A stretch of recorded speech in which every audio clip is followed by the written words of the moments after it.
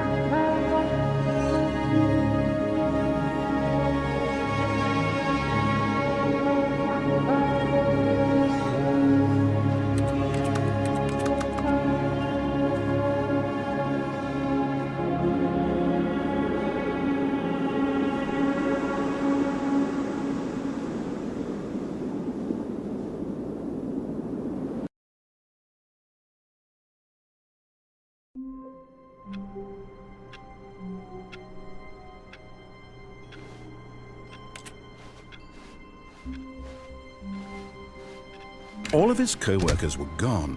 What could it mean? Stanley decided to go to the meeting room. Perhaps he had simply missed a memo.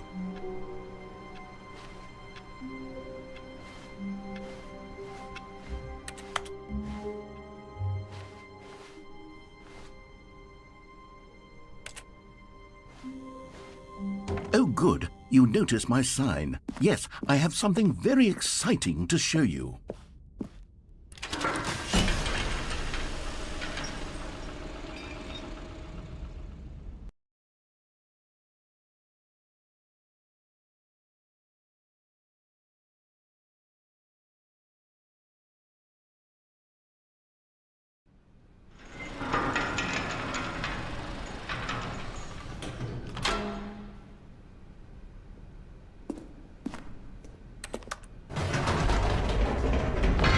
You see, Stanley, I've been reflecting on the Stanley parable and about how roundly disappointing this ultra-deluxe version has turned out to be. The original Stanley parable was a landmark, and any new content for it should live up to that legacy.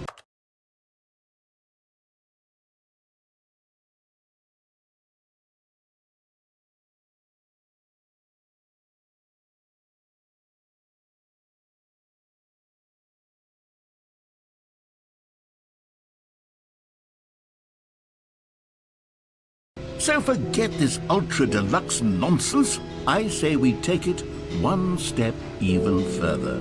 Which is why I'm very proud to announce for the first time ever, the Stanley Parable 2.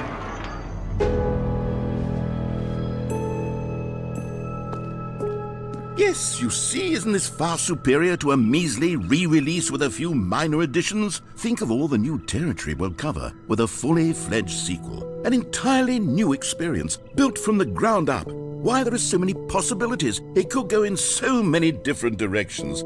This is what fans have truly been asking for.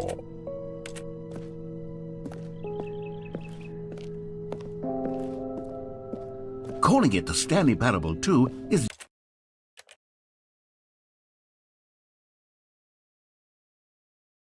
just so much catchier than Ultra Deluxe, don't you think? Ultra Deluxe? What does it even mean? But the Stanley Parable 2, now that's an artistic statement right there.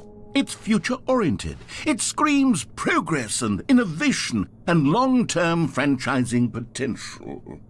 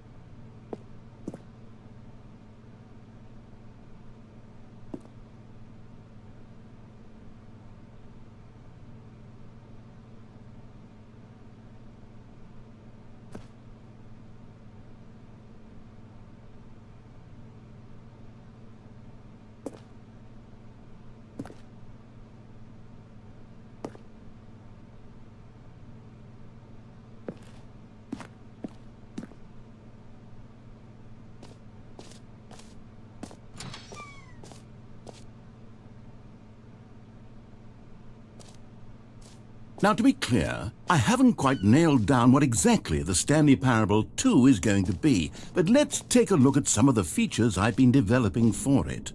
I figure that if I can loosely organize a handful of interesting concepts, that surely the game will sort of naturally spring up around them. It'll all work itself out. Game development is much more of a fuzzy magic than anything scientific or logical, really.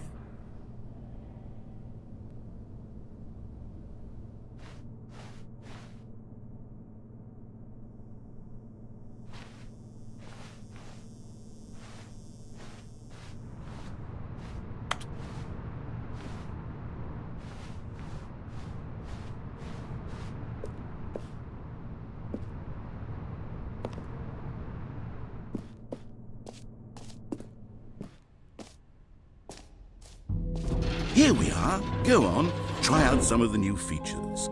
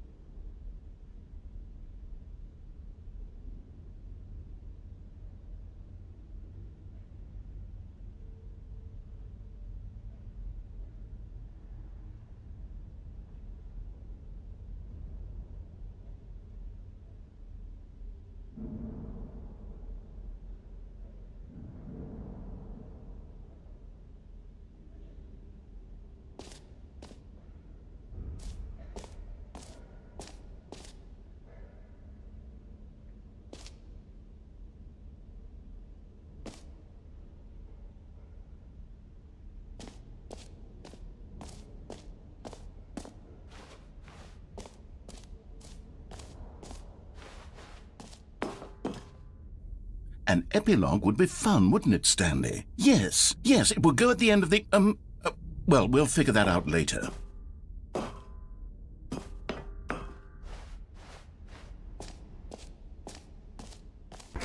For the Stanley Parable 2, I asked myself, what do players really want? And of course, the first and most obvious answer is that they want to be individually recognized and validated as people. So with that in mind, my first addition to the game is this button which speaks the name of the person playing the game. Isn't that wonderful? Jim. Sorry, I should have clarified. Right now, the button only says the name Jim. But of course, in the final game, this button will say your name, whatever name that is. Here, let's have you role-play as Jim to really simulate the full experience of this feature. Just play along. I promise you'll love it. Okay, here we go. Let's take a deep breath, clear your mind, forget whoever you are, and simply become a person named Jim.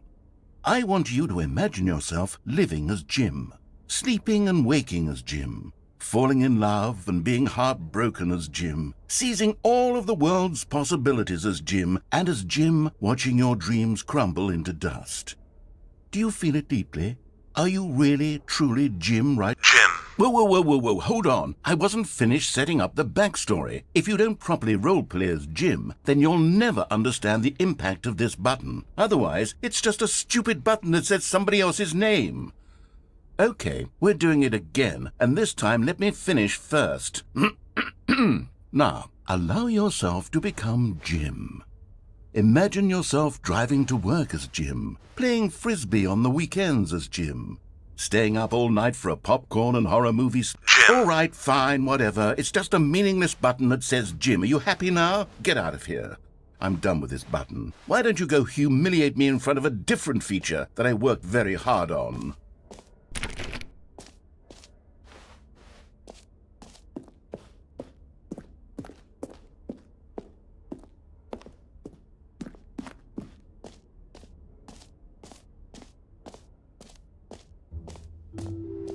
Maybe I'll only let people named Jim play the Stanley Parable 2. They would appreciate what I've created here.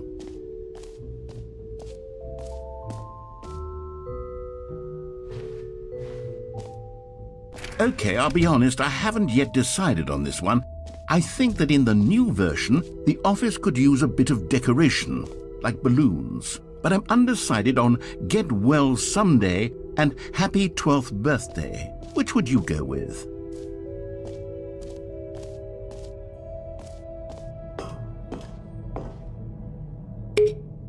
You know, sometimes when you solicit another person's opinion, it makes you realize that you knew which one you actually really wanted all along. Happy 12th birthday, step-niece, it is.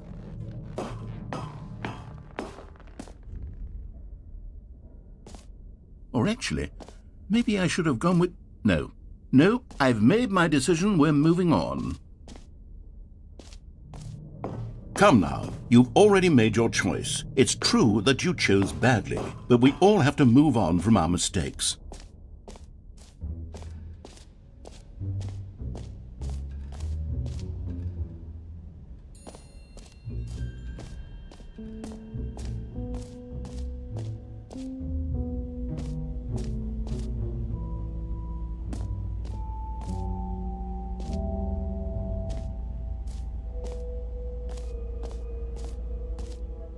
Stanley, here's an idea that I'm truly fond of. It's never been done before in a video game.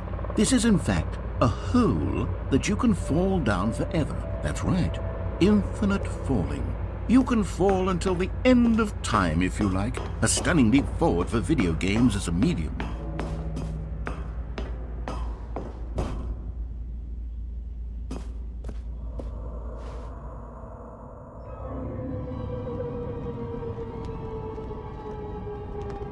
You see, isn't it wonderful?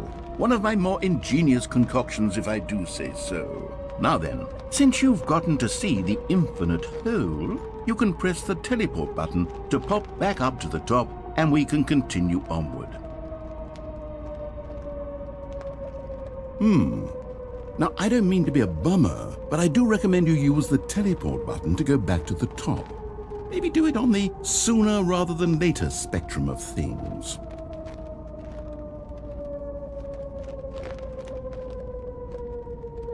Okay, Stanley. I don't know quite how to say this tactfully, but it's possible that I slightly exaggerated the infinite nature of the hole. Is it a very, very deep hole? To be certain it is. It's an extremely deep hole. I don't want anyone to say that it isn't an astonishingly deep hole. It is. Is it infinite? Well, that sort of depends on your definition of infinity. From one perspective, the infinite is merely philosophical in nature. It's more of a... Great! Now, I'm very excited to show you even more of my ideas for the sequel.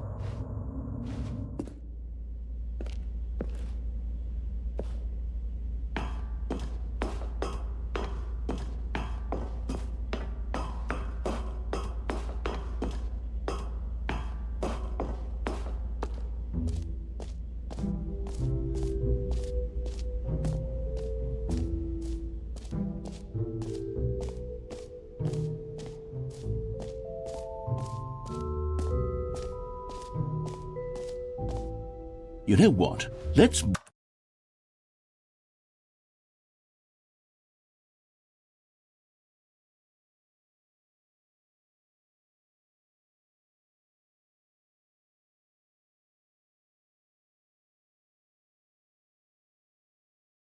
bring the jump circle back for Stanley Parable 2 as well. It's a... Oh, wait. You already spent all your jumps the first time we saw the jump circle? Oh well. I suppose it can just be a nice decorative piece then.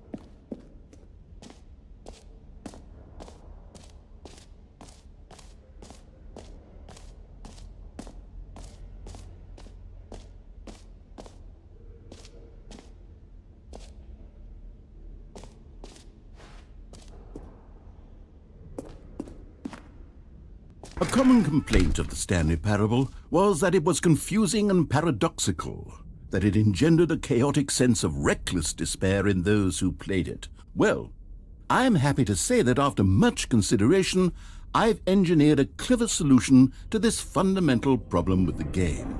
It's the Stanley Parable Reassurance Bucket. You see, Stanley, anytime you're holding the bucket, a sense of calm and ease will fill your mind and your heart.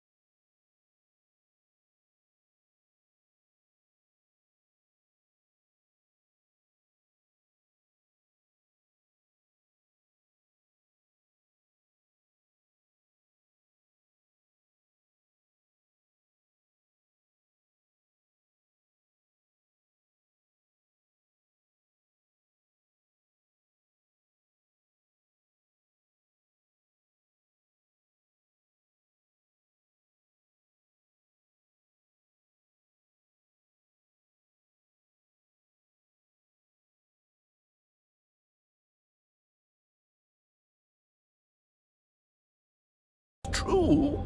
As long as you hold on to the bucket, the many disorienting contradictions of the Stanley parable will feel perfectly normal and perhaps even comforting. You may even come to long for the gentle embrace of jarring cognitive dissonance while the bucket is in your arms. And to be honest, it's a much more convenient solution for me than actually redesigning the game to be less uncomfortable. Can you imagine what a pain in the ass that would be? Yes, the bucket is the perfect solution. Come on, give it a try.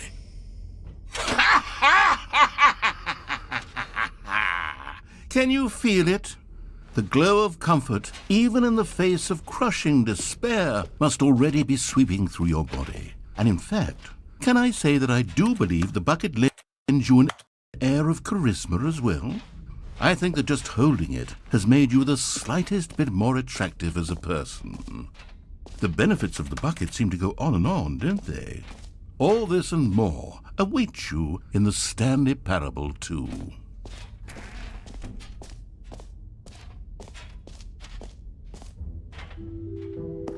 Does anyone give out awards for most enjoyable bucket in a video game?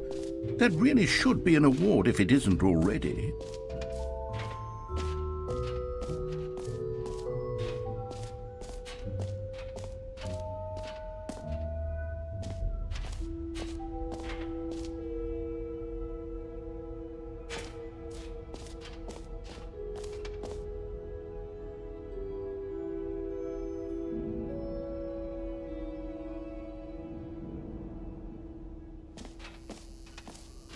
Now here's something special. You remember that broken test achievement that got left in the game on accident? Well, I'm developing a technology to simply give you the achievement.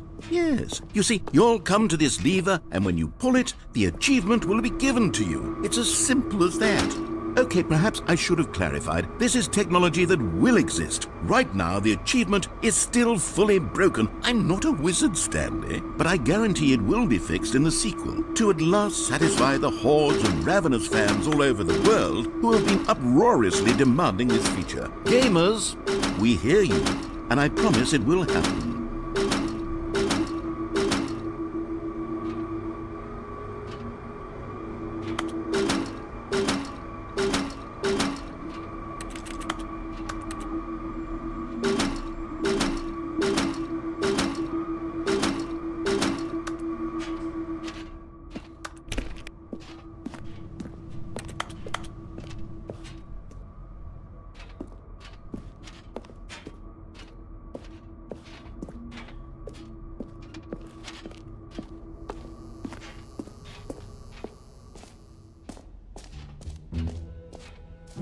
What else? What other exhibits haven't we seen yet?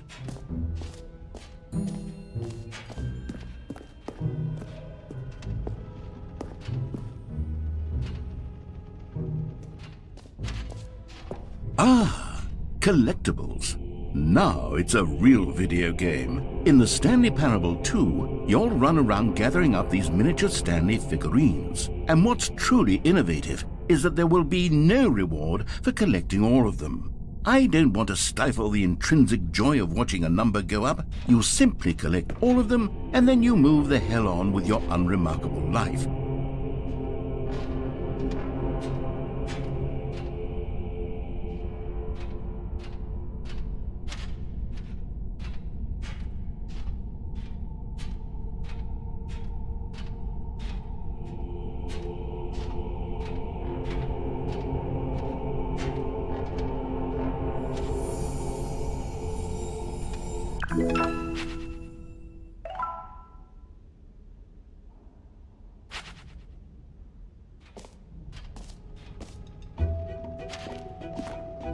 God, it really is the worst when you collect everything in a video game and then they give you a big fancy reward for it. Absolutely tragic.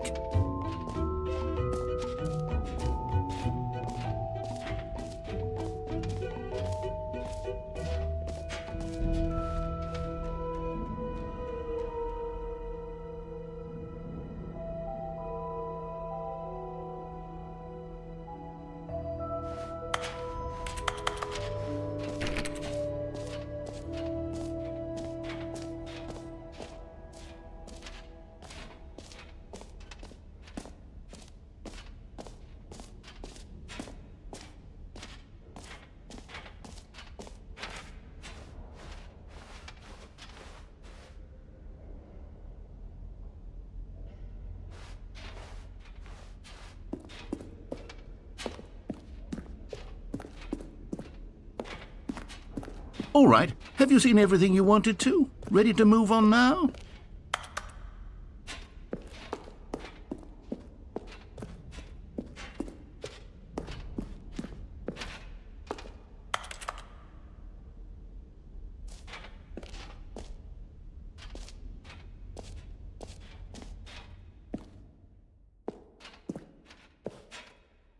So, Stanley, what do you think? Do you like all of the new features? Yes, I know it's not exactly clear yet how exactly these features will come together as one single coherent video game, but I can feel it in my soul.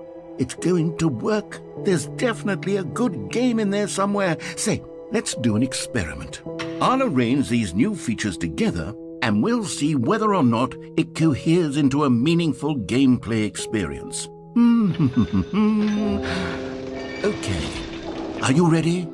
Here it is. I give you the Stanley Parable 2.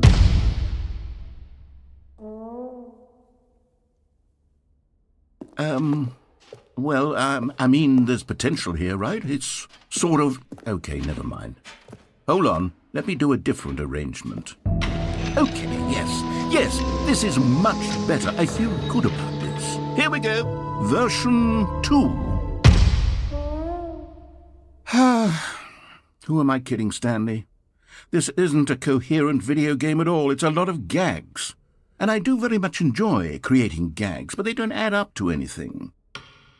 I wanted more than anything to create a sequel that would capture all the magic of the first game. I wanted fans to love it. No matter how good these gags are, they won't stand on their own. They would need the structure and the gameplay of the original.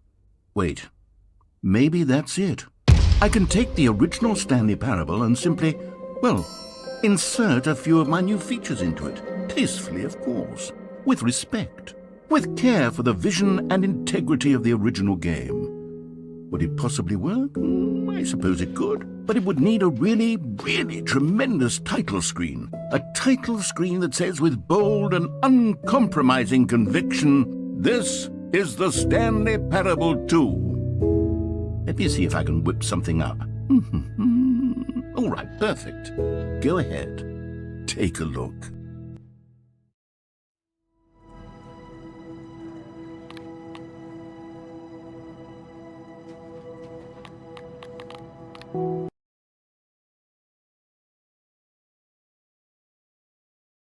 This is the story of a man named Stanley. Stanley worked for a company in a big building where he was employee number 427. Employee number 427's job was simple. He sat at his desk in room 427 and he pushed buttons on a keyboard. Orders came to him through a monitor on his desk, telling him what buttons to push, how long to push them, and in what order. This is what employee 427 did every day of every month of every year. And although others might have considered it soul-rending, Stanley relished every moment that the orders came in, as though he had been made exactly for this job. And Stanley was happy. And then one day, something very peculiar happened. Something that would forever change Stanley. Something he would never quite forget. He had been at his desk for nearly an hour when he realized that not one single order had arrived on the monitor for him to follow. No one had showed up to give him instructions, call a meeting, or even say hi.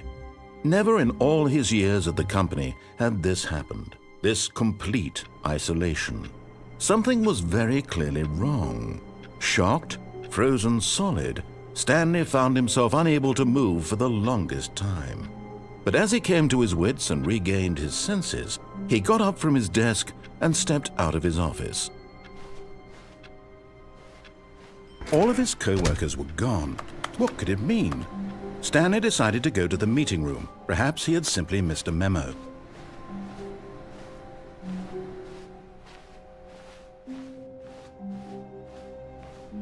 Stanley picked up the bucket.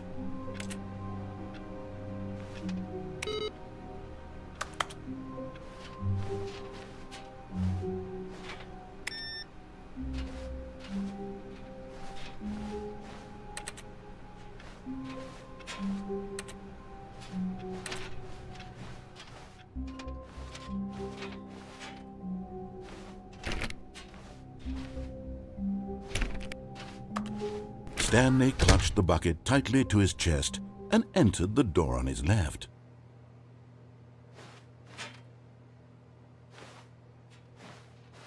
This was not the correct way to the meeting room, but Stanley had felt the bucket calling to him, telling him that the employee lounge was simply the place to be. And here it was. Had the bucket turned out to be correct? Was this better than the meeting room? Yes, Stanley thought to himself. Yes, perhaps it truly was. How insightful the bucket turned out to be. No, never mind. The bucket was wrong. Stanley took the door on his left to go back to the meeting room. And so the two of them detoured through the maintenance section and walked straight ahead to the opposite door.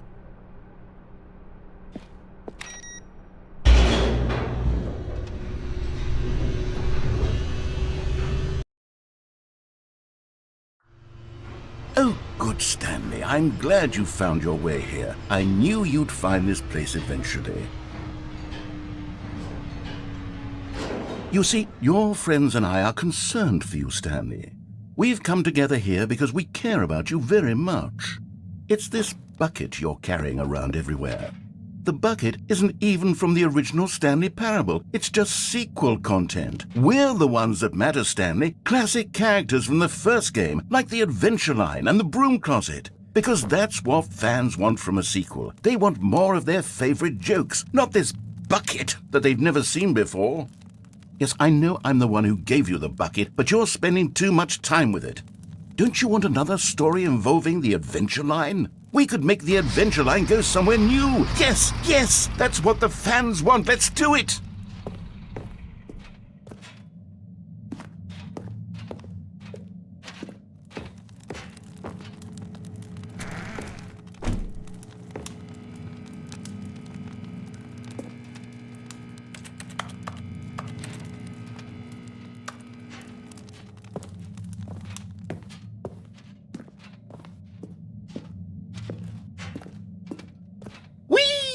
Look at that wacky line. Who knows where it'll go off to next? Oh, and it played some silly music as well.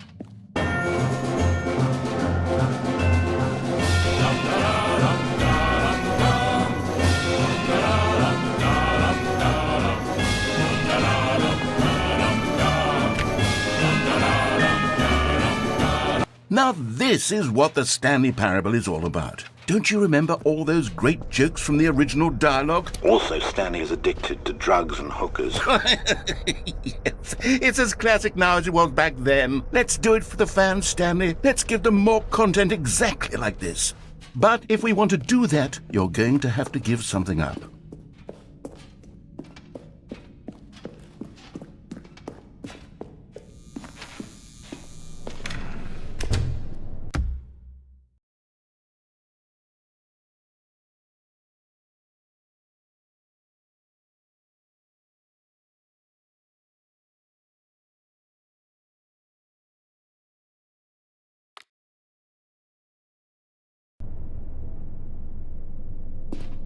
Don't you get it, Stanley?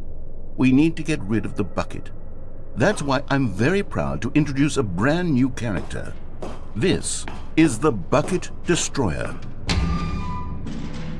I think it'll make a wonderful new addition to the rich lore of the Stanley Parable. True, it also was not in the original game, but it's such a well-fleshed-out character with so much personality that to me it already feels as though it's been part of the cast all along. Don't you agree?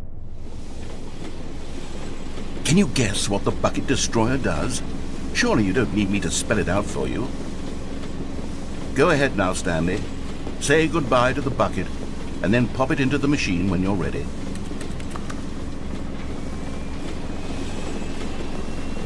Now listen to me. It's crucial that you give it the bucket.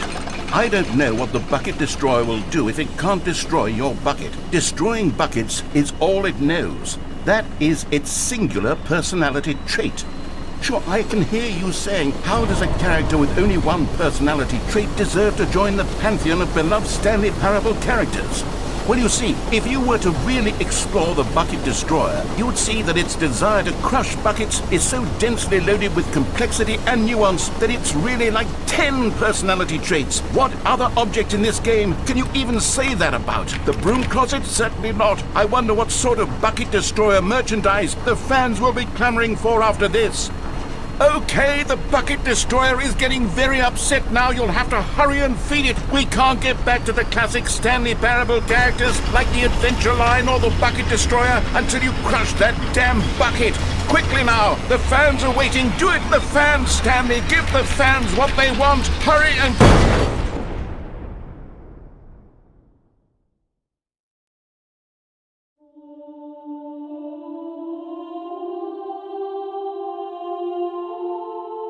The bucket destroyer, my prized creation. You had so much potential. We were going to do such marvelous things with you, tell such spellbinding stories about you. All of it squandered now. Goodbye, new friend. For the moment in time that you were here, you were magnificent.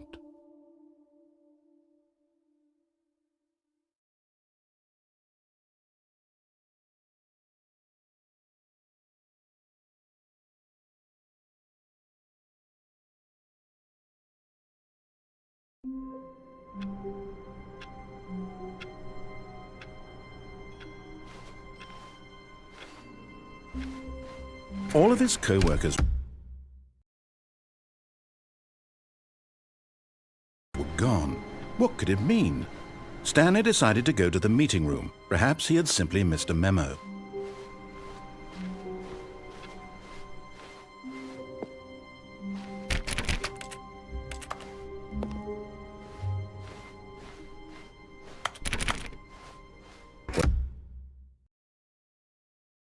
When Stanley came to a set of 2 open doors, he entered the door on his left.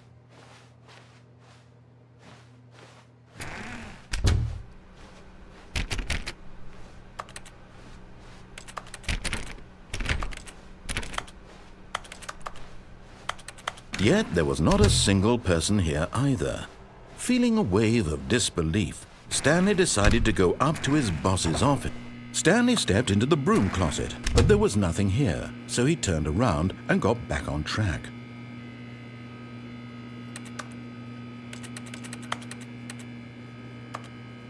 There was nothing here. No choice to make, no path to follow, just an empty broom closet. No reason to still be here.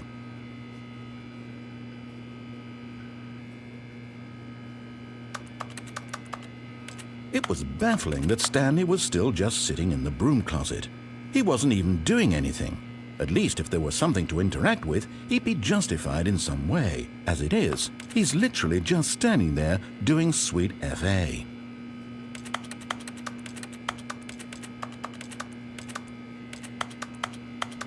Are you really still in the broom closet? Standing around doing nothing? Why? Please offer me some explanation here. I'm genuinely confused.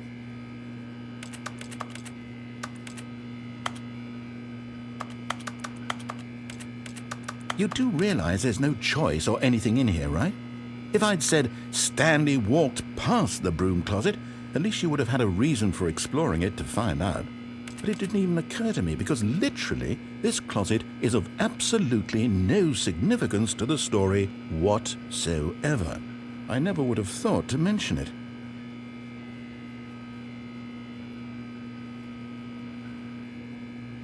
Maybe to you this is somehow its own branching path. Maybe when you go talk about this with your friends you'll say, "Oh, did you get the broom closet ending? The broom closet ending was my favorite." I hope your friends find this concerning.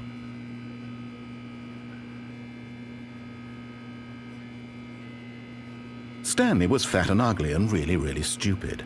He probably only got the job because of a family connection. That's how stupid he is. That or with drug money. Also, Stanley is addicted to drugs and hookers.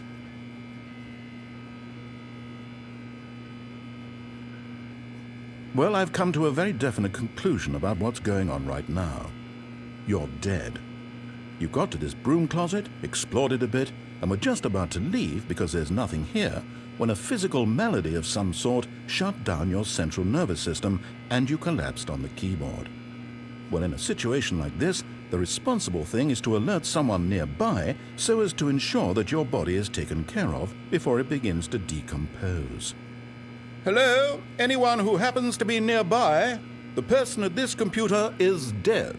They have fallen prey to any number of your countless human physiological vulnerabilities. It's indicative of the long-term sustainability of your species. Please remove their corpse from the area and instruct another human to take their place, making sure they understand basic first-person video game mechanics and filling them in on the history of narrative tropes in video gaming, so that the irony and insightful commentary of this game is not lost on them. All right, when you've done that, just step out into the hallway.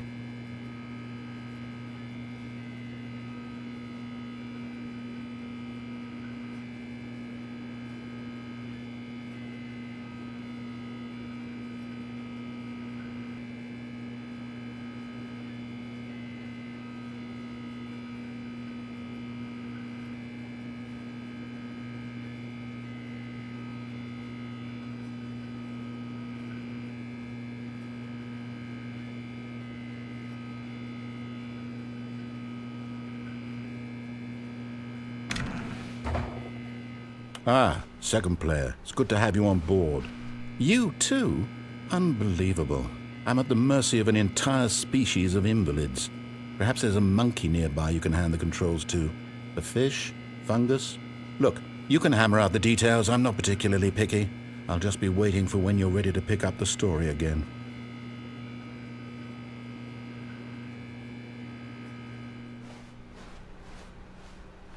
Coming to a staircase, Stanley walked upstairs to his boss's office.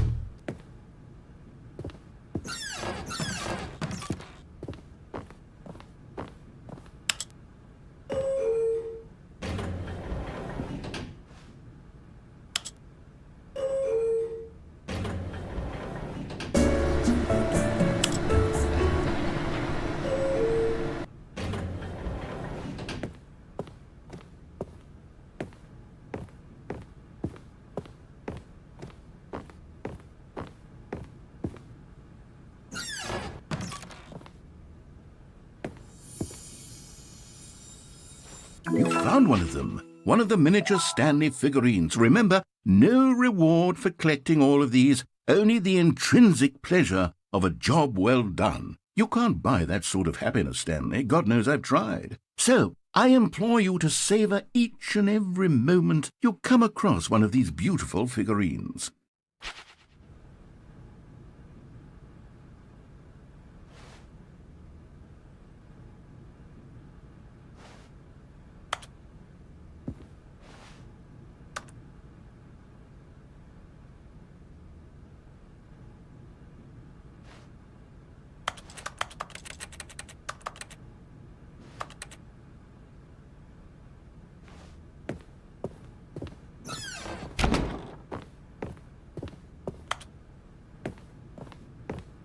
Stepping into his manager's office, Stanley was once again stunned to discover not an indication of any human life.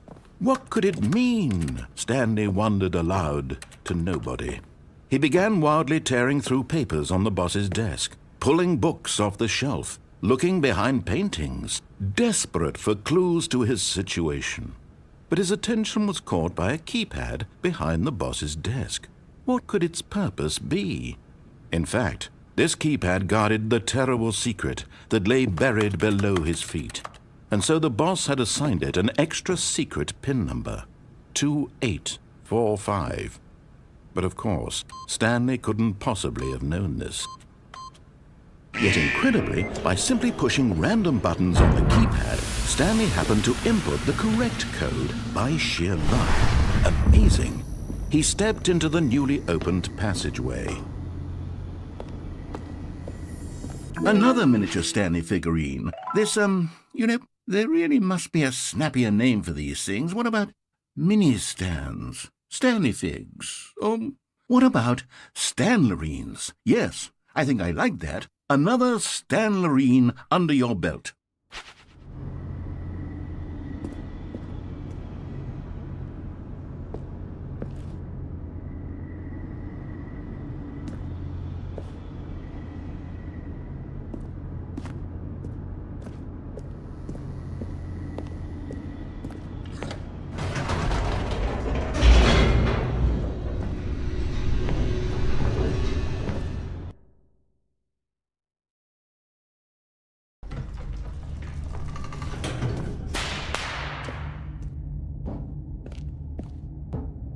Stanley walked straight ahead through the large door that read Mind Control Facility.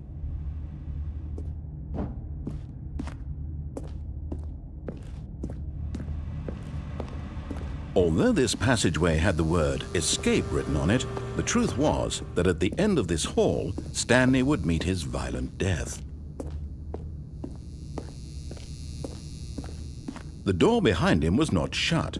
Stanley still had every opportunity to turn around and get back on track.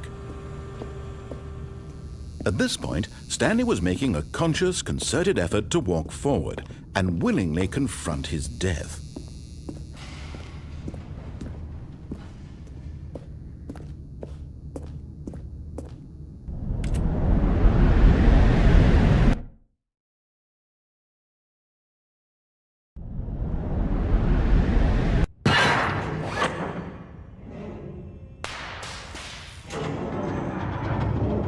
As the machine whirred into motion and Stanley was inched closer and closer to his demise, he reflected that his life had been of no consequence whatsoever. Stanley can't see the bigger picture. He doesn't know the real story, trapped forever in his narrow vision of what this world is. Perhaps his death was of no great loss, like plucking the eyeballs from a blind man. And so he resigned and willingly accepted this violent end to his brief and shallow life. Farewell, Stanley.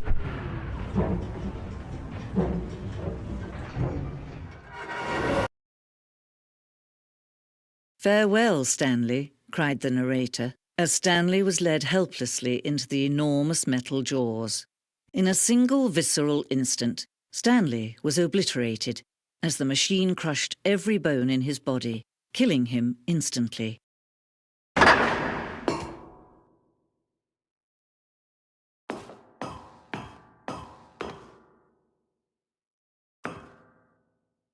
And yet it would be just a few minutes before Stanley would restart the game, back in his office, as alive as ever. What exactly did the narrator think he was going to accomplish?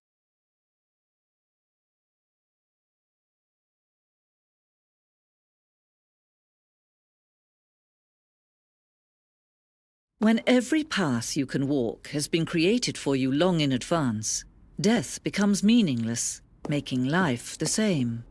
Do you see now? Do you see that Stanley was already dead from the moment he hit start?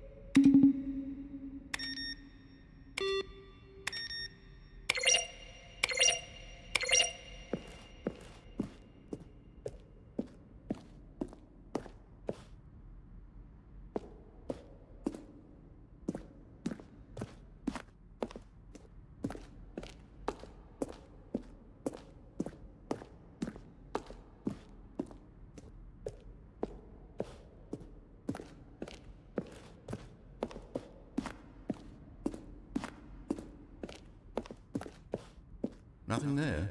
Shoot. Well, try the other one then. Then he pushed the number 8. Now then.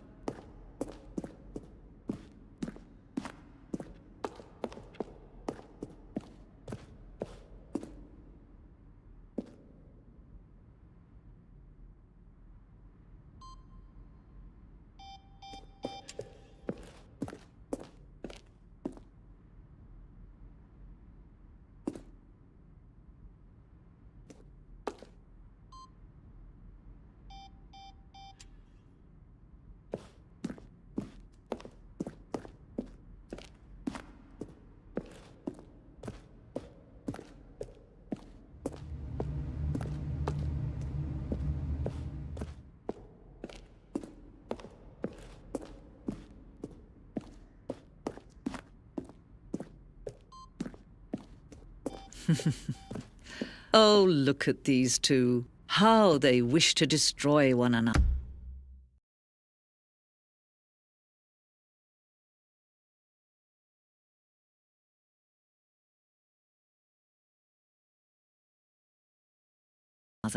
How they wish to control one another. How they both wish to be free.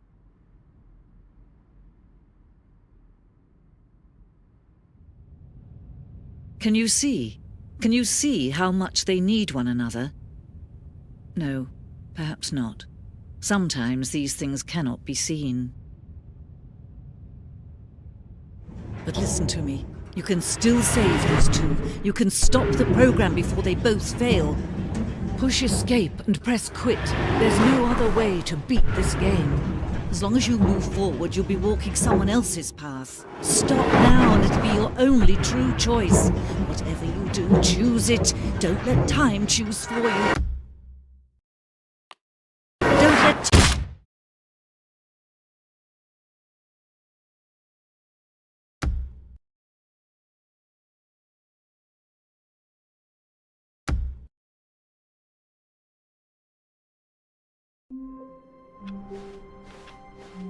A soft wind blew outside and perhaps rain started, and if it did, it stopped shortly after. Stanley hoped that he would one day see weather.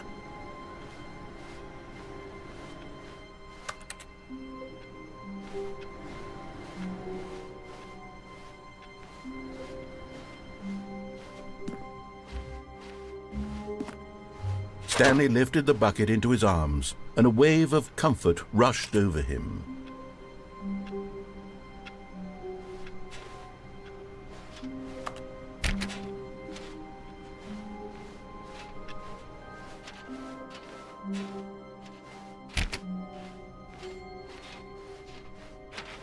Stanley clutched the bucket tightly to his chest. This was not the correct way to the meeting room, but Stanley had felt the bucket calling to him, telling him that the employee lounge was simply the place to be.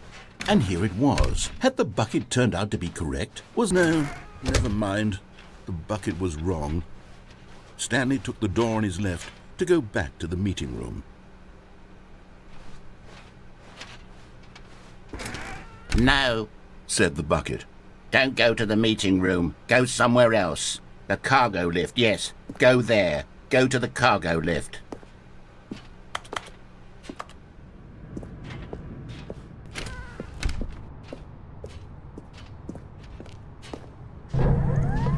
Good, said the bucket.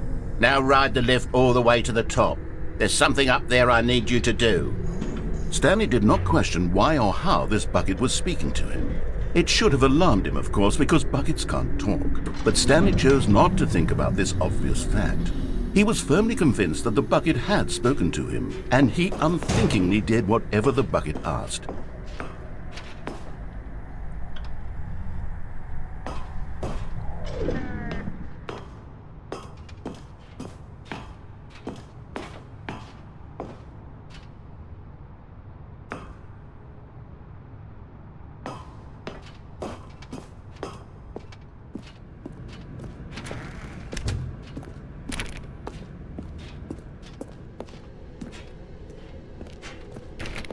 No, stop.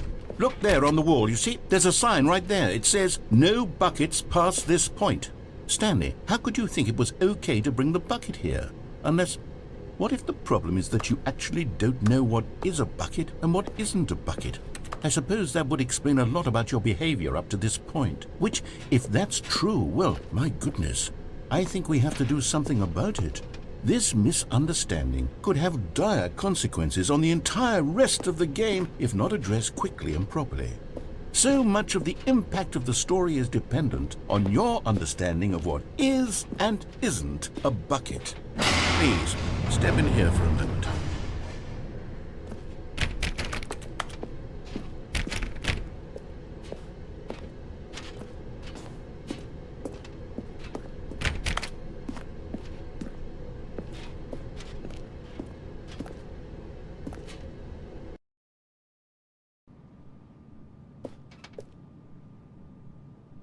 Now then, I'm going to run you through some test scenarios and you'll tell me whether or not the thing I'm showing you is a bucket.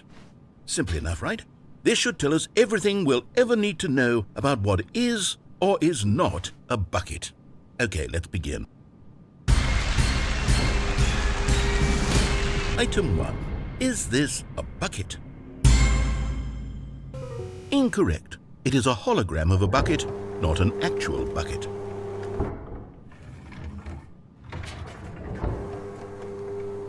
Item 2. Is this a bucket? Correct. It is a 3D printed recreation of a bucket, not an actual bucket.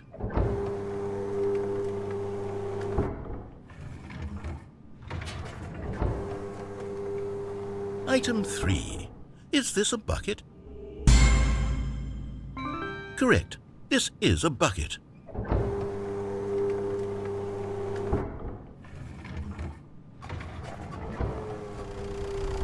Item 4. Is this a bucket? What? Are you hallucinating? This is a tractor. It's an enormous machine that tills the earth. I thought this was a gimmick. How on earth did you manage to screw it up? Absolutely incredible. Let's just move on to the next one.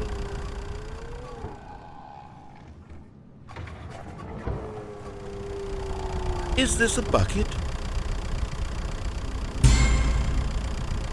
Incorrect. This is a bucket.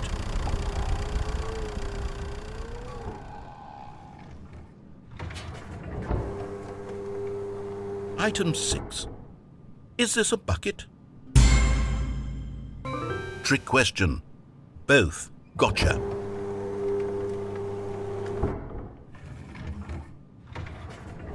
Item... Wait, hold on. I can't find the next one. Let me see. It should be around here somewhere.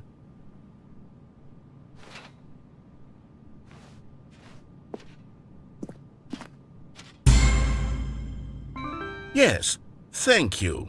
There's nothing here. Of course it isn't a bucket.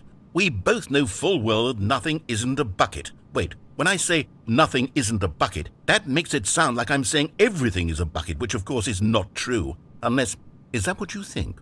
Answer me straight, Stanley. Are you trying to tell me that you believe everything is a bucket?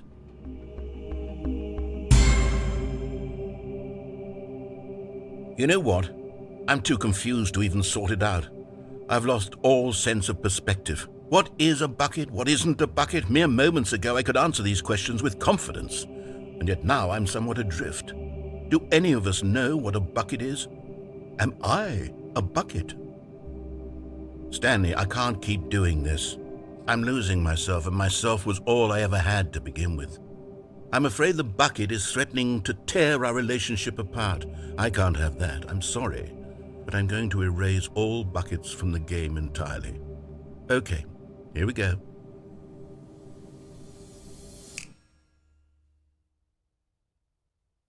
What happened? Is everything gone? Why did everything disappear? Wait, was everything a bucket? Every single thing in the game was a bucket. Oh my God, I had no idea. How could... Except me. I'm not a bucket after all. And you, Stanley, you're still here. You're not a bucket either. Oh, this is wonderful news. We're not buckets. Yes, I actually feel much more at ease right now. It's delightful to get some clarity on that issue, but it doesn't change the fact that we haven't got a game. So, tell you what, I'll reset everything and we'll put back all of the buckets, okay? And we'll know that it's all a bucket. But if you run into anyone else, maybe don't mention that. Who knows what that information might do to a person? All right, here we go.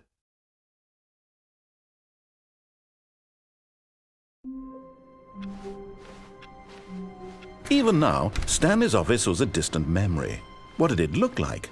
There was a computer, perhaps, and a painting. Was it a painting or a photo? He could no longer recall.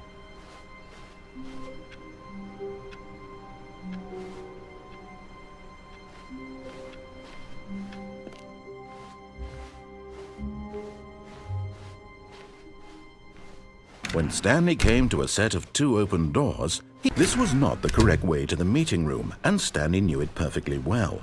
Perhaps he wanted to stop by the employee lounge first, just to admire it. The lounge was sublime. a work of art. But eager to get back to business, Stanley took the first open door on his left. Stanley was so bad at following directions, it's incredible he wasn't fired years ago.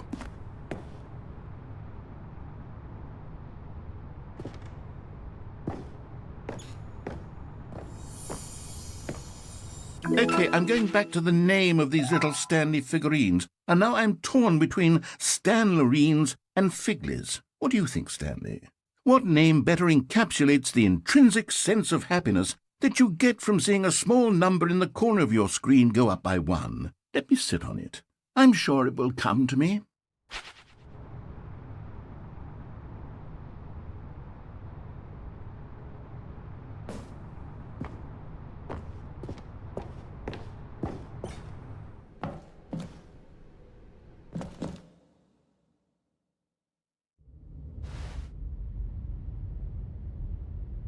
Stanley had now gotten himself so far off the beaten path that it seemed the office had begun so far off the beaten path that it seemed the office had begun so far off the beaten path that it seemed the office had begun so far off the beaten path that it seemed the office had begun so far off the beaten path that it seemed the office had begun so far off the beaten path that it seemed. You didn't think I was actually just a recording, did you?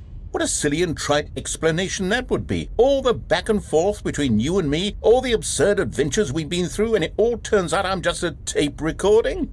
It was all just in Stanley's head. I bet that's the kind of twist you think is revelatory. I bet each and every time you watch a movie where it turns out all to be in the main character's imagination, you must absolutely bolt off the couch in pure shock at the phenomenal and intricate storytelling. It must be so simple to be you. Life being an unending waterfall of surprises and delights. How much more exciting you must find the world than the rest of us do. Now I've become sad. Look what you've done to me. This is all your fault.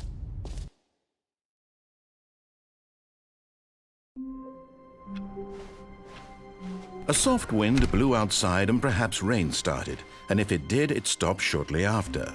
Stanley hoped that he would one day see weather. The confusion and the chaos all seemed to melt away as Stanley embraced the bucket.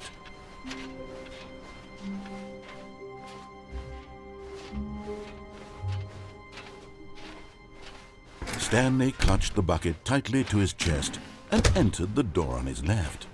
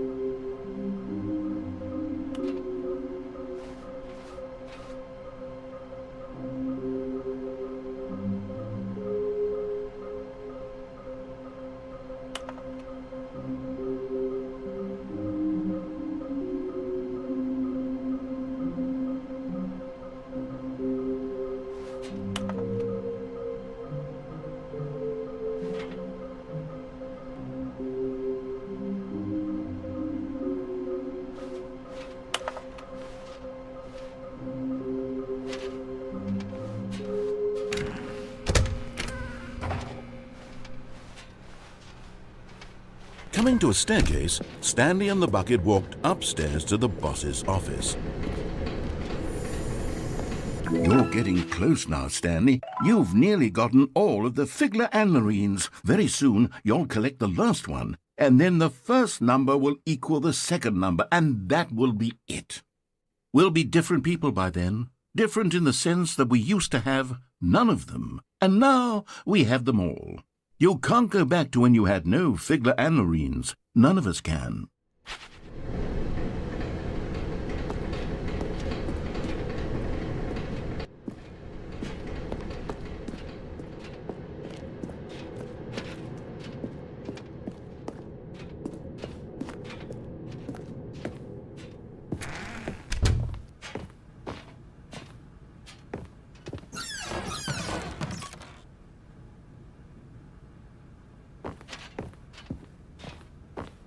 Stepping into his manager's office, Stanley was once again stunned to discover not an indication of any human life. Crushed by... But Stanley guessed the correct code by sheer luck. Was it the bucket knew all along? Was the bucket guiding him? Yes, this is certainly the most logical explanation.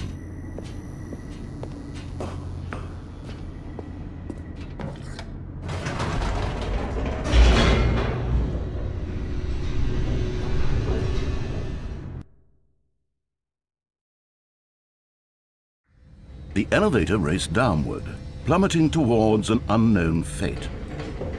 It would be all Stanley could do to keep himself together, if not for the bucket. Soothing him, comforting him, reassuring that in this darkest moment of uncertainty, he would be all right. The bucket is here for you, Stanley. Everything will be fine. Stanley and the bucket walked straight ahead through the large door that read, Mind Control Facility.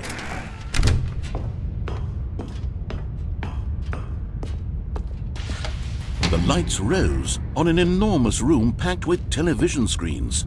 What horrible secret did this place hold? Stanley and the bucket both wondered to themselves.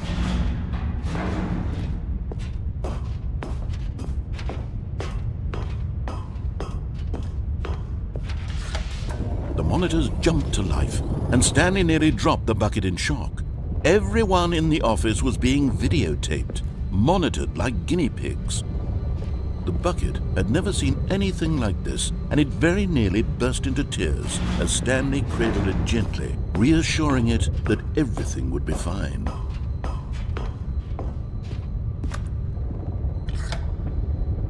Was the bucket under the mind control facility's influence as well? Had the bucket been told to do things it didn't wish to do? What kinds of things does a bucket want to do or not want to do in the first place? These questions raced furiously in Stanley's feeble mind. No! He screamed into the bucket. He couldn't accept it. His own life in someone else's control, never! He squeezed the bucket tighter, his one friend in the entire world. At this point, he could trust no one except for the bucket. But here was the proof. The heart of the operation. Controls labeled with emotions, happy or sad or content. Walking, eating, working, all of it monitored and commanded from this very place. And as the cold reality of his past began to sink in, Stanley decided that this machinery would never again exert its terrible power over another human. But at the last second, the bucket jumped in and pressed the button to turn on the controls. Stanley gasped in horror. Had this been the bucket's plan all along? To take over the machine and claim the power for itself? How could the bucket have betrayed him like this? Stanley was prepared to throw the bucket away in disgust when suddenly an image appeared upon the enormous screen. Birds. Silly, silly birds. The control buttons became active again.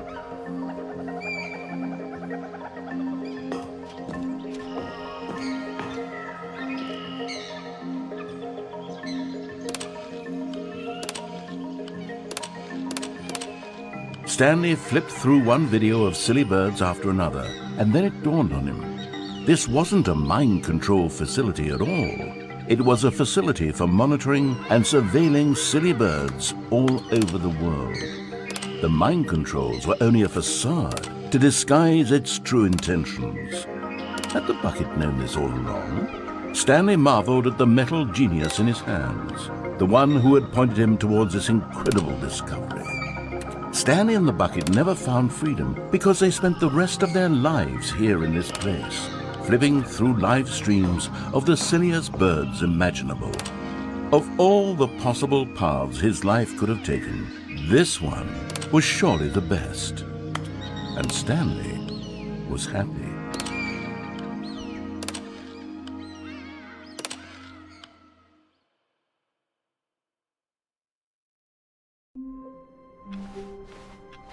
All of his co-workers were gone. What could it mean? Stanley decided to go to the meeting room. Perhaps he had simply missed a memo. Warmth spread through Stanley's arms. With the bucket in his arms again, he was home. Stanley clutched the bucket tightly to his chest. This was not the correct way to the meeting room, but Stanley had felt the bucket calling to him, telling him that the employee lounge was simply the place to be. And here it was. Had the bucket turned out to be correct? Was this... No, never mind. The bucket was wrong. Stanley took the door on his left to go back to the meeting room. No, Said the bucket. don't go to the meeting room. Go somewhere else. The cargo lift, yes. Good, Said the bucket. now ride the lift all the way to the top. There's something up there I need you to do. Stanley did not question why or how this bucket was speaking to him. It should have alarmed him, of course, because buckets can't talk. But Stanley chose not to think about this obvious fact. He was firmly convinced that the bucket had spoken to him, and he unthinkingly did whatever the bucket asked.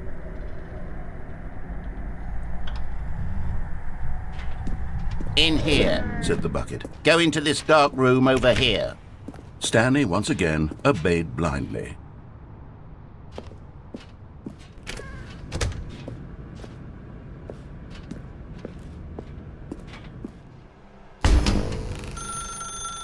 Now pick up the phone. Said the bucket.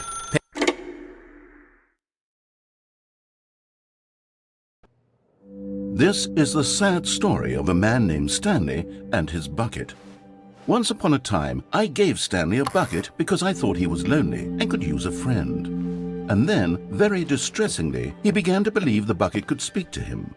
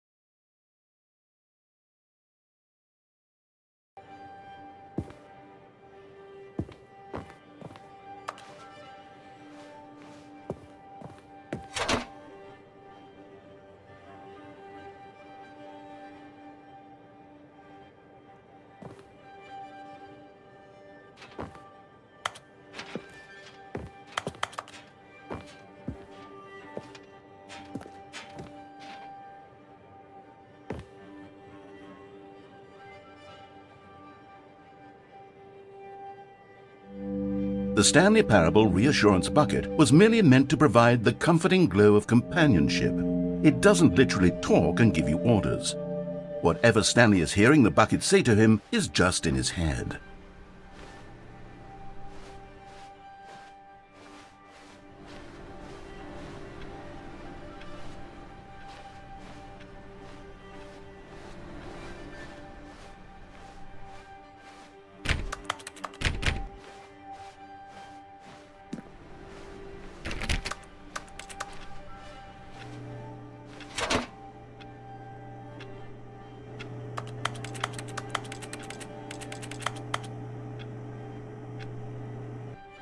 Lately, I've been concerned about him. Wouldn't you be concerned as well? To see him delusional like this, obsessing over an inanimate metal object? I want to say something to him, but I don't know how I can convince him. I don't know if he'll listen to me.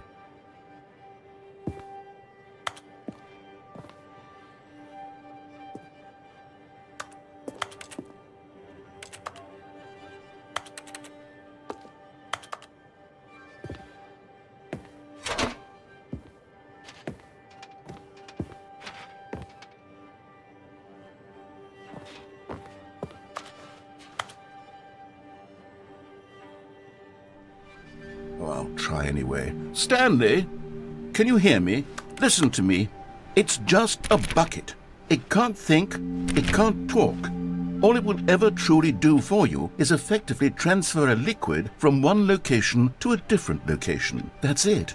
It doesn't do anything else.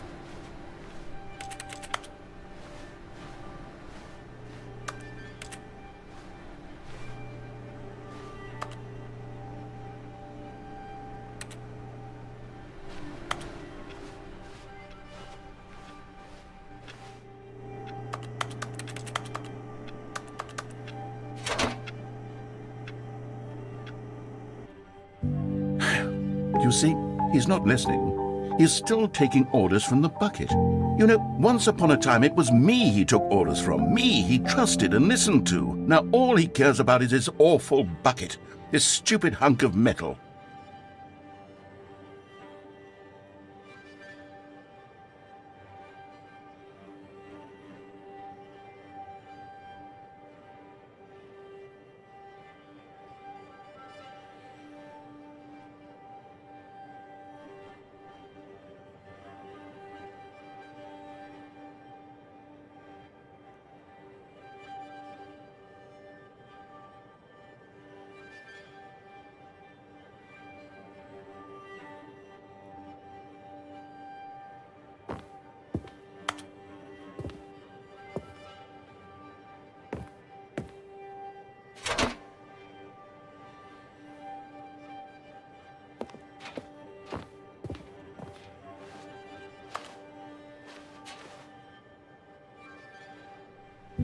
It's sad. I suppose he doesn't need me anymore. From now on, he's just going to cling to this bucket, this cold, empty bucket, this sort of shiny bucket. Well, I'll give it this. The bucket does have a nice shine to it.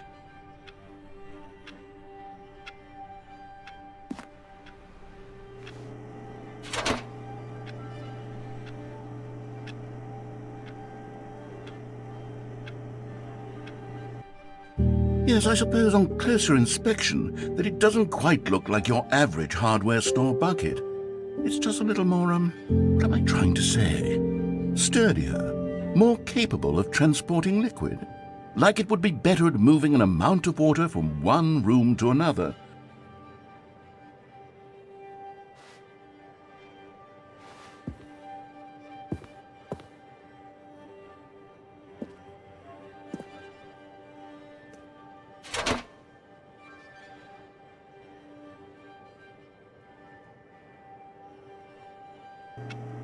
Oh my God, what am I saying? Better at carrying water from room to room. It's a bucket. It's literally just a bucket. Why do I feel some need to point out the ways in which it's so much more than just a regular bucket?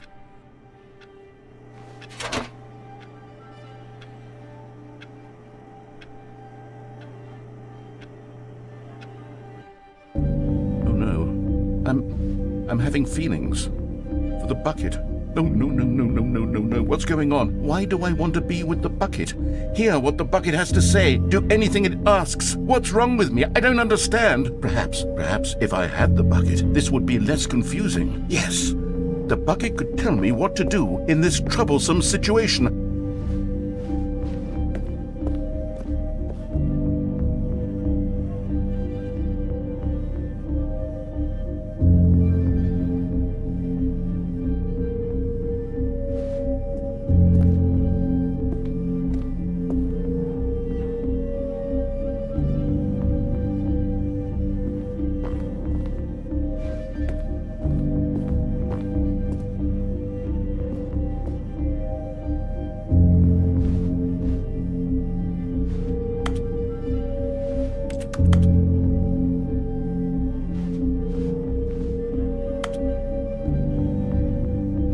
Stanley, give me the bucket. Give it to me. Give me the bucket, Stanley. I need it. Give it to me now. Give it, or I'll...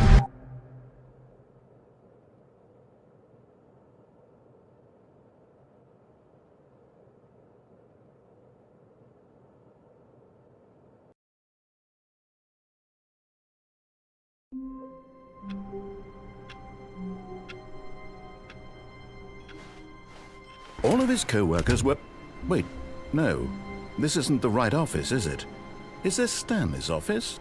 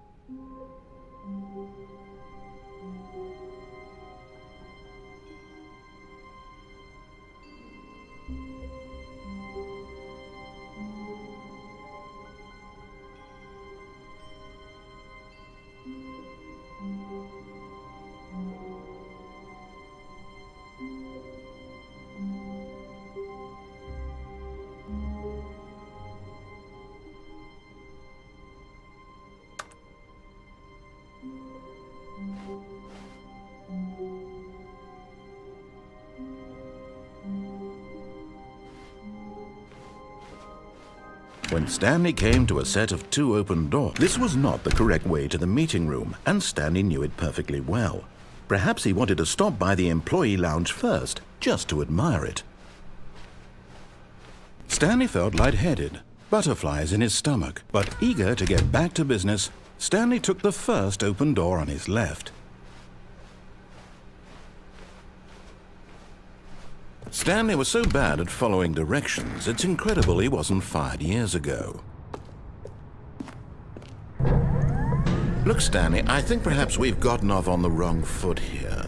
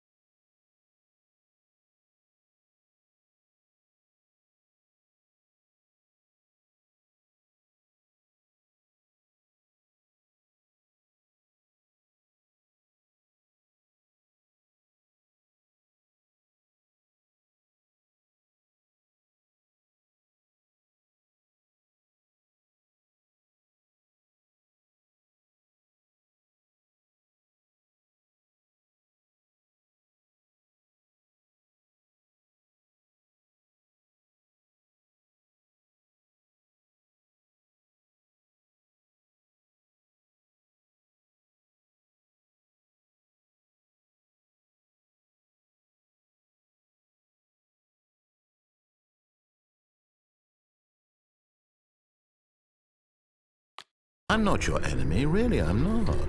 I realize that investing your trust in someone else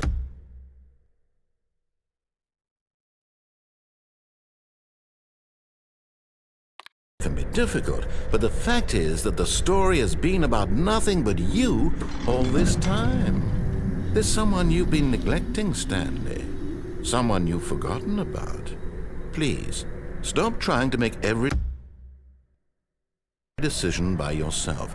Now, I'm not asking for me. I'm asking, this is it, Stanley. Your chance to redeem yourself. To put your work aside. To let her back into your life. She's been waiting. That's her, Stanley. You need to be the one to do this.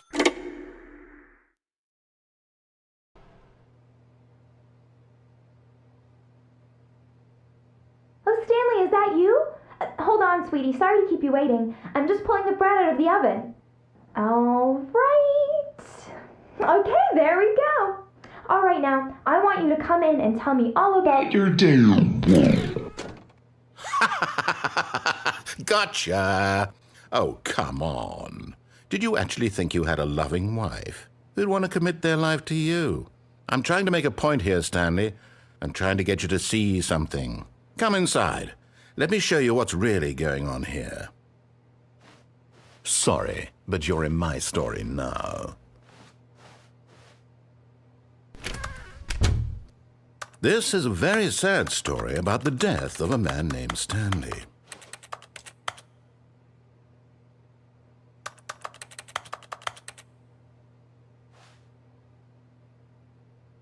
Stanley is quite a boring fellow.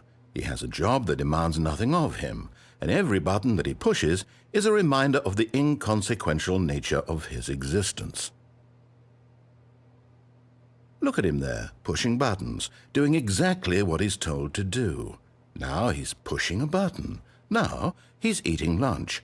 Now he's going home. Now he's coming back to work. One might even feel sorry for him, except that he's chosen this life.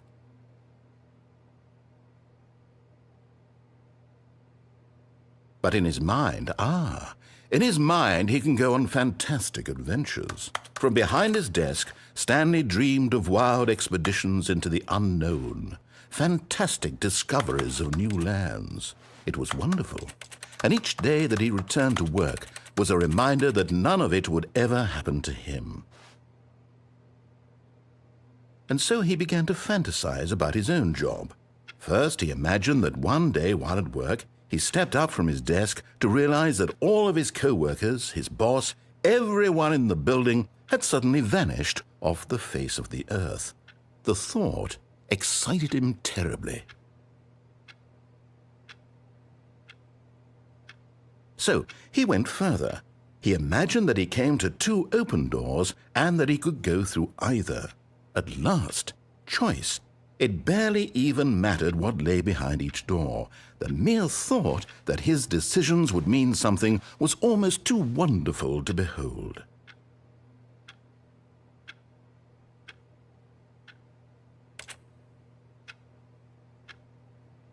As he wandered through this fantasy world, he began to fill it with many possible paths and destinations.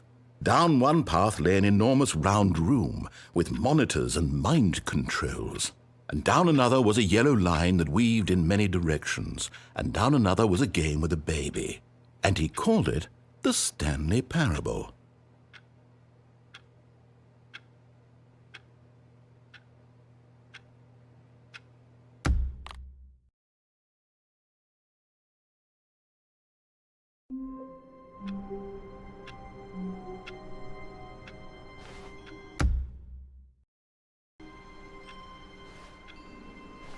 All of his co-workers were gone. What could it mean? Stanley decided to go to the meeting room. Perhaps he had simply missed a memo.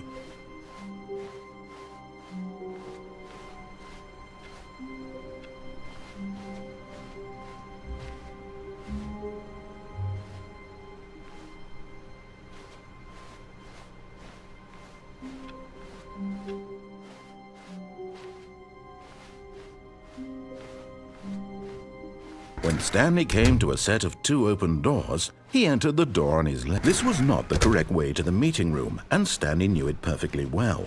Perhaps he wanted to stop by the employee lounge first, just to admire it. The lounge was grand, majestic, perhaps too, but eager to get back to business, Stanley took the first open door on his left. And so he detoured through the maintenance section, walked straight ahead to the opposite door, and got back on track.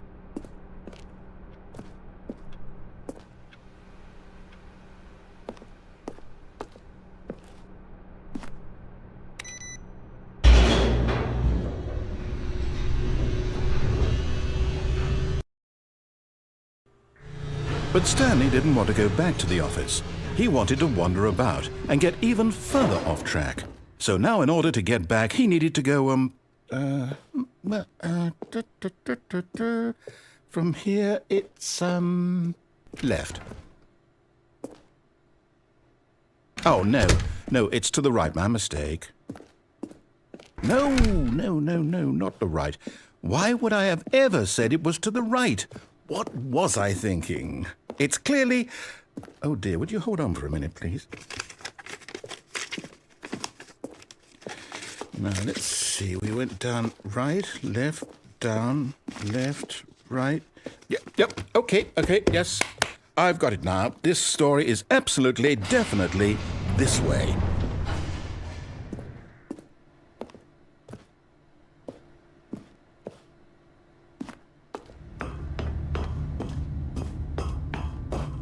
No. This isn't right at all. You're not supposed to be here yet. This is all a spoiler. Quick, Stanley, close your eyes. Okay. We just have to get back to, oh, who am I kidding? It's all rubbish now. The whole story completely unusable. How about, rather than waste my time trying to salvage this nonsense, we'll just restart the game from the beginning. And this time, suppose we don't wander so far off track, Okay, from the top.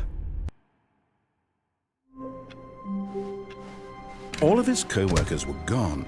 What could it mean? Stanley decided to go to the meeting room. Perhaps he had simply missed a memo.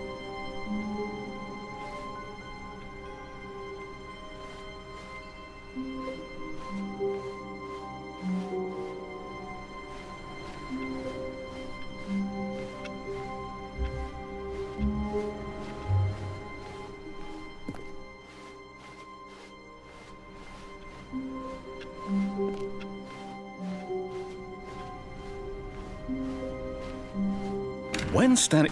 Wait, what? No, I restarted. I swear I definitely restarted the game over, completely fresh. Everything should be... Oh, did something change? Stanley, did you change anything when we were back in that room with all the monitors? Did you move the story somewhere, or... Hold on. Why am I asking you? I'm the one who wrote the story. It was right here just a minute ago. I know for sure that it's here somewhere. Okay, then. It's an adventure. Come, Stanley. Let's find the story.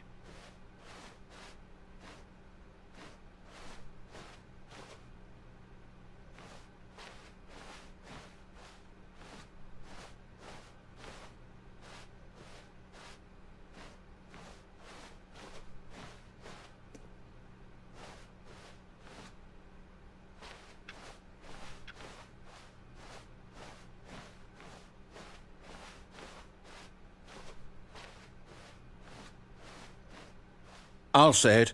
This is the worst adventure I've ever been on. I can promise you there definitely was a story here before. Do we need to restart the game again? Well, I find it unlikely that we'll ever progress by starting over and over again, but it's got to be better than this. Okay, let's give it a shot. Why not?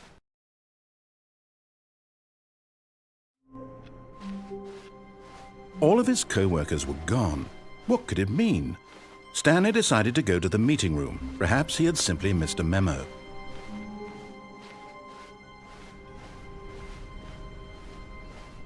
Okay, yep, it's worse.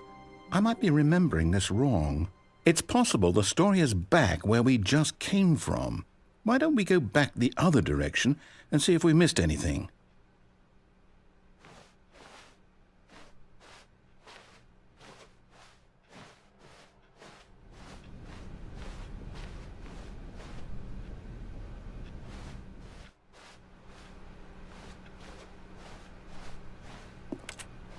Aha! I knew we'd miss something. The story. Here it comes. No, wait, never mind. Not the story. Okay, let's head back the other way and retrace our steps. Now this...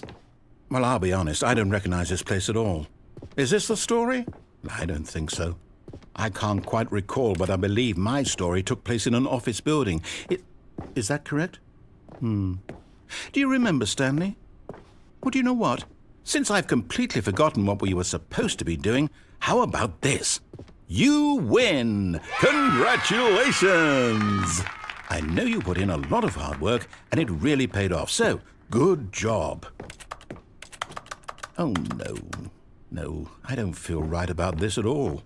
We both know you didn't put in any actual work for that win. Some people win fair and square, and this was not one of those situations.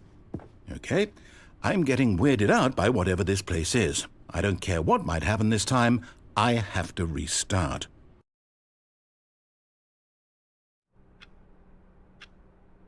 All right, I've got a solution. This time, to make sure we don't get lost, I've employed the help of the Stanley Parable Adventure Line. Just follow the line. How simple is that?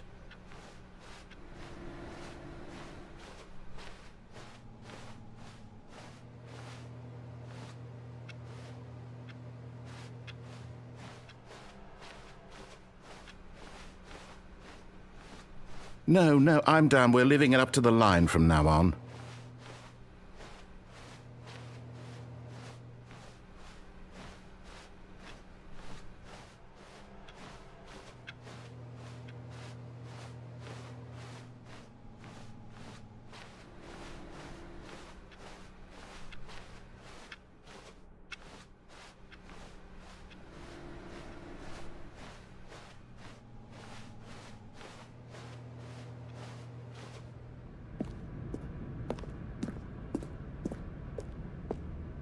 You see? The line knows where the story is. It's over in this direction. Onward, Stanley, to destiny. Though, here's a thought. Wouldn't wherever we end up be our destination, even if there's no story there? Or to put it another way, is the story of no destination still a story?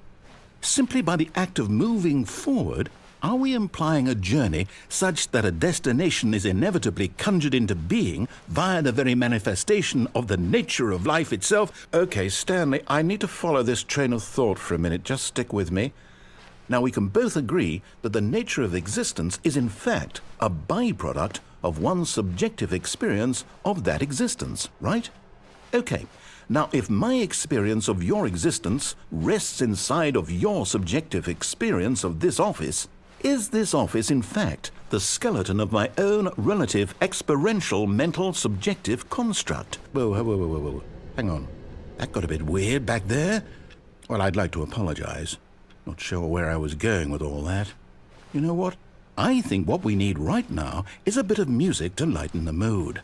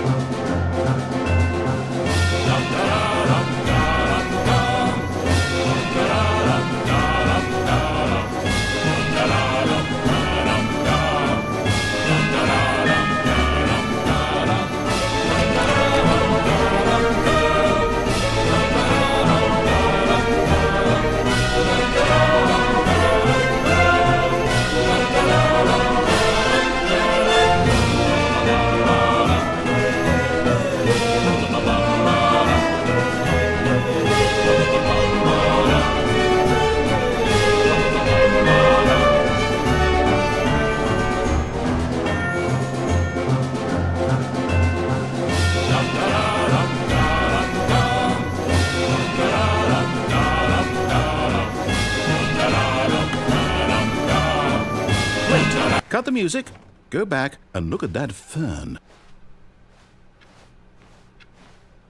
Wait, what? We're back at the office? No. Line, you do know we're looking for the Stanley parable, right? The story? Is any of this ringing a bell?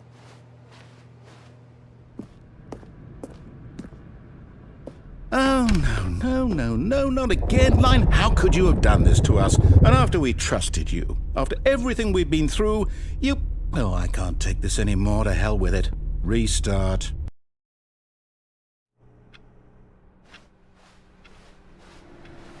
You know what, Stanley? I say forget the adventure line. What's it ever done for us? We're intelligent people, right? Why can't we make up our own story? Something exciting, daring, mysterious. Ooh, this all sounds perfectly doable. Why don't we simply start wandering in, well, I don't know. How about this direction?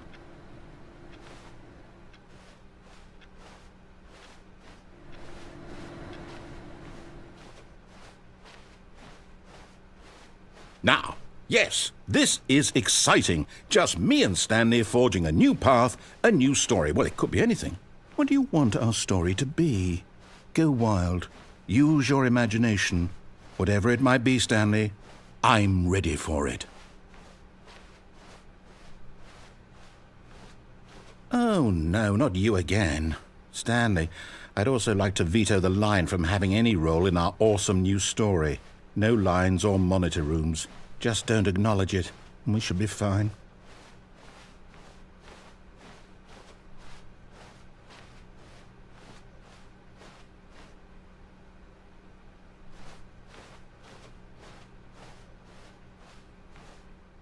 Ah, a choice. We get to make a decision. From here, the story is in our control. How important we mustn't squander the opportunity. In fact, I believe I need a minute to think here. Just walk in circles for a minute. Okay, so I know that each door has to lead somewhere, which means that somewhere, the place where we're trying to go, there must be a reverse door that leads here. And that in turn means that our destination corresponds with the counter-inverted reverse door's origin. So starting from the right, let us ask, will taking the right door lead us to where we're going? And since the answer is clearly yes, then by all accounts, the door on the right is the correct one. Another victory for logic. Come, Stanley, our destiny awaits.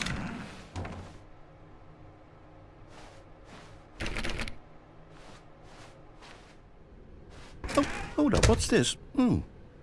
The confusion ending. You're telling me that's what this is? It's all one giant ending? And we're supposed to restart the game, what, eight times? That's really how all this goes? It's all determined? So now, according to the schedule, I restart again. Then what? Am I just supposed to forget? Well, what if I don't want to forget? My mind goes blank simply because it's written here on this thing, wall. Well, who consulted me? Why don't I get to decide?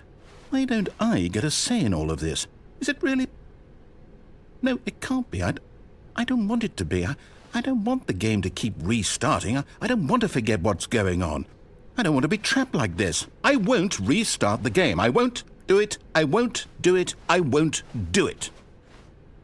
And the timer stopped?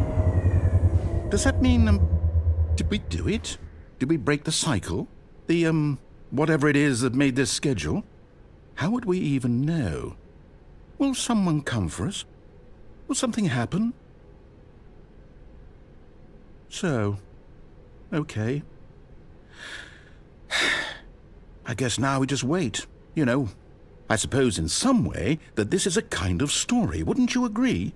I'm not quite sure if we're in the destination or the journey, though they're always saying that life is about the journey and not the destination, so I hope that's where we are right now. We'll find out, won't we? Eventually. Well, in the meantime, if you do...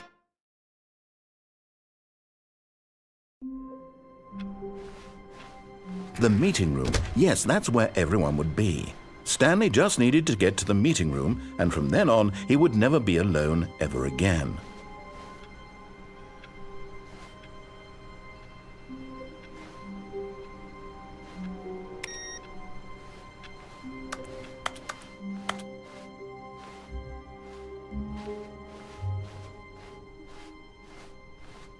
When Stanley came to a set of 2 open doors, he entered the door on his left.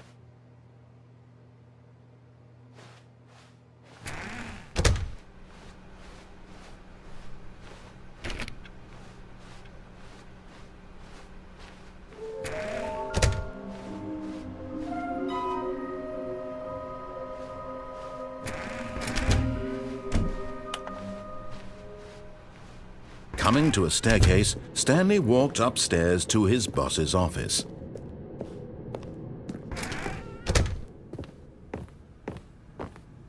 The moment he entered his manager's office, Stanley froze in his tracks. Not a living soul anywhere. Could he really be all alone? This was too much for Stanley to take. Too much. Stanley was in such a rush to get through the story as quickly as possible, he didn't even have a single minute to just let the narrator talk. That kind of anxiety isn't healthy, so he relaxed for a few moments with some calming New Age music.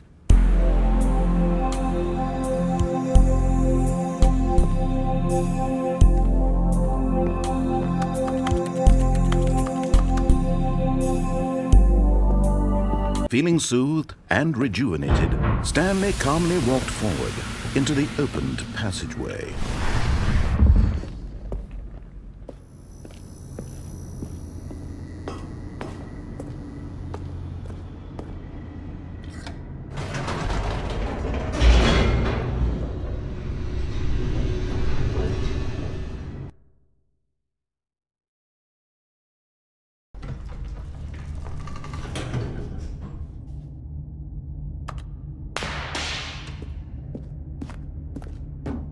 Stanley walked straight ahead through the large door that read Mind Control Facility.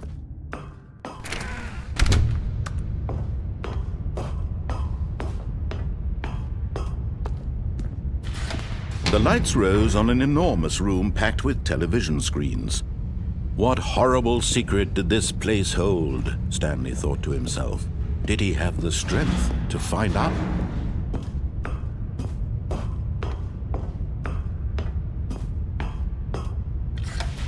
Now the monitors jumped to life, their true nature revealed. Each bore the number of an employee in the building, Stanley's co-workers. The lives of so many individuals reduced to images on a screen, and Stanley, one of them, eternally monitored in this place where freedom meant nothing.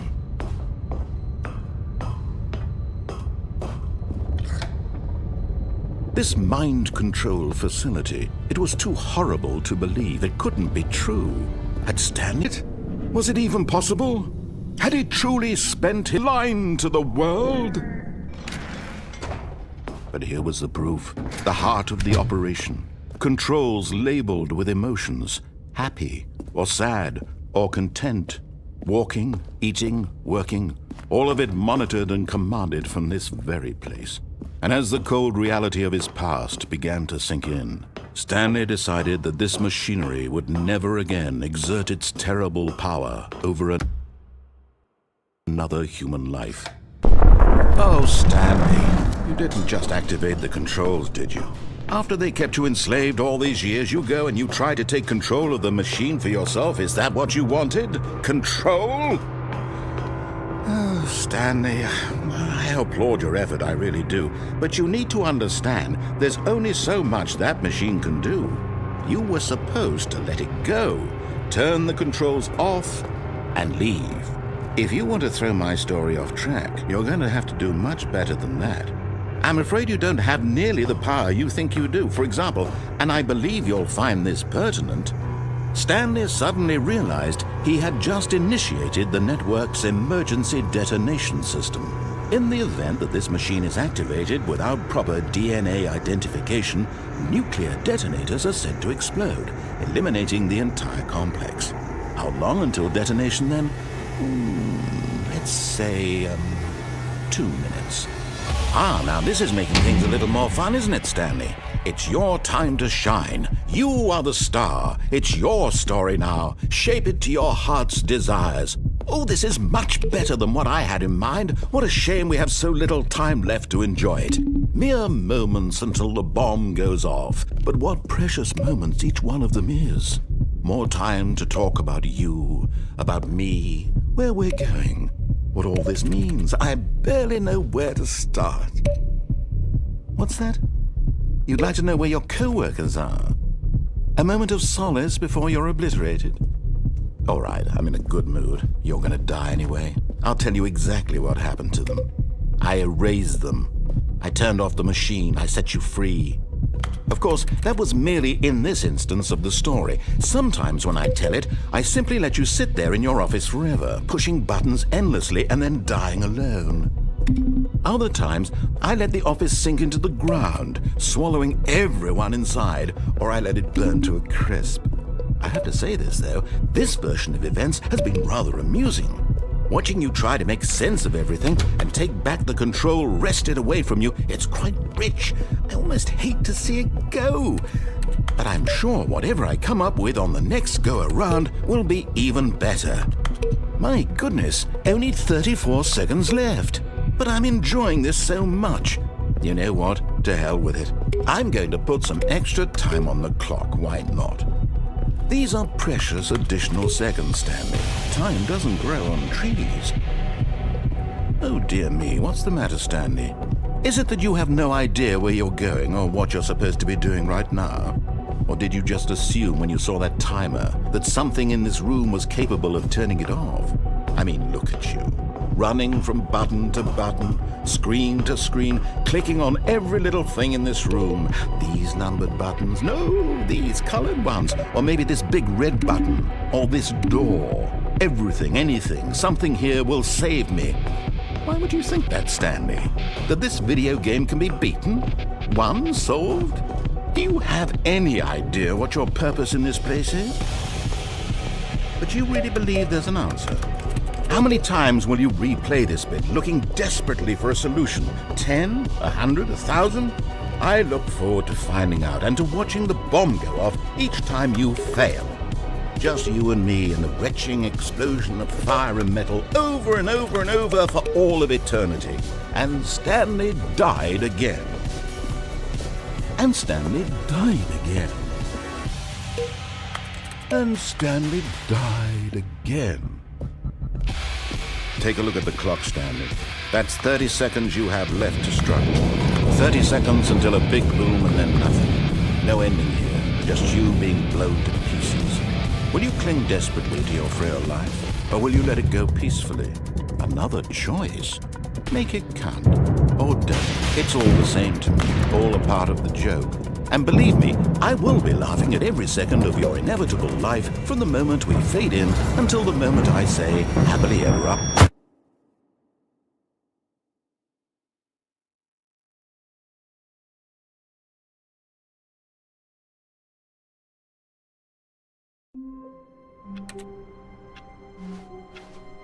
All of his co-workers were gone. What could it mean? Stanley decided to go to the meeting room. Perhaps he had simply missed a memo.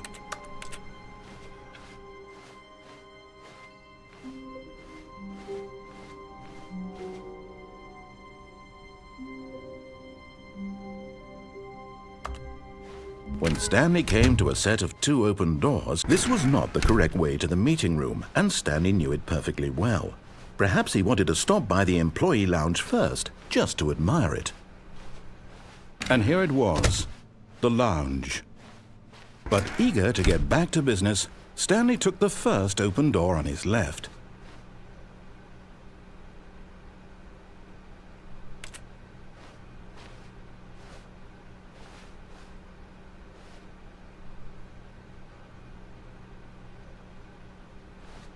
And so he detoured through the maintenance section, walked straight ahead to the opposite door, and got back on track.